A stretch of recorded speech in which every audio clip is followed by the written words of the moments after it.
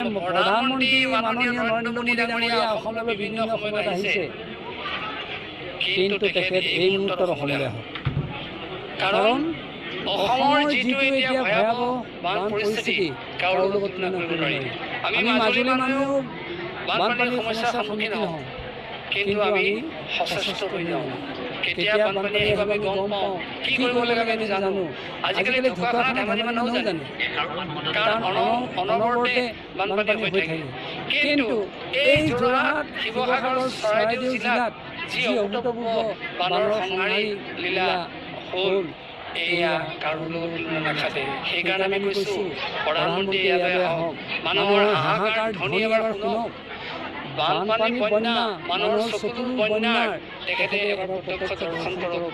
আৰু তেখেত নিজে অহাৰ পিছত আমাৰ মানুহখিনিয়ে আপোনালোকক সাহস পাব, আমাৰ মানুহখিনিয়ে প্ৰেৰণা পাব। কি বস্তু দিব নিদিব সেইটো মানুহে এতিয়া গণ্য নকৰে। ভাৰতৰ প্ৰধানমন্ত্ৰী, আমাৰ মূল গৃহস্থজন যদি অসমলৈ আহে, তাতকৈ আৰু মানুহৰ প্ৰেৰণাৰ কথা কি থাকিব পাৰে।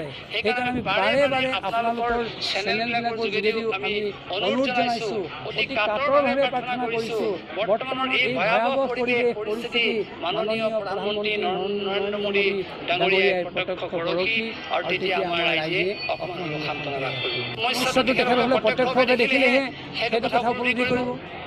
আহিবলৈ যদি ইচ্ছা নকৰে, তেখেতসকল যদি নাহে, তেতিয়া বানপানী যে ৰাষ্ট্ৰীয় সমস্যা হয় কেনেকৈ উপলব্ধি কৰিব।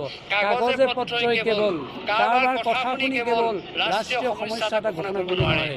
সেয়ে আমি বাৰে বাৰে কৈছোঁ, কেন্দ্ৰীয় নেতৃবৰ্গ অসমলৈ আহক, মাননীয় প্ৰধানমন্ত্ৰী ডাঙৰীয়া অসমলৈ আহক। এবাৰ তেখেতসকলে নিশ্চয় অনুভৱ কৰিব পাৰিব যে এইটো ৰাষ্ট্ৰীয় সমস্যা হয় নহয়।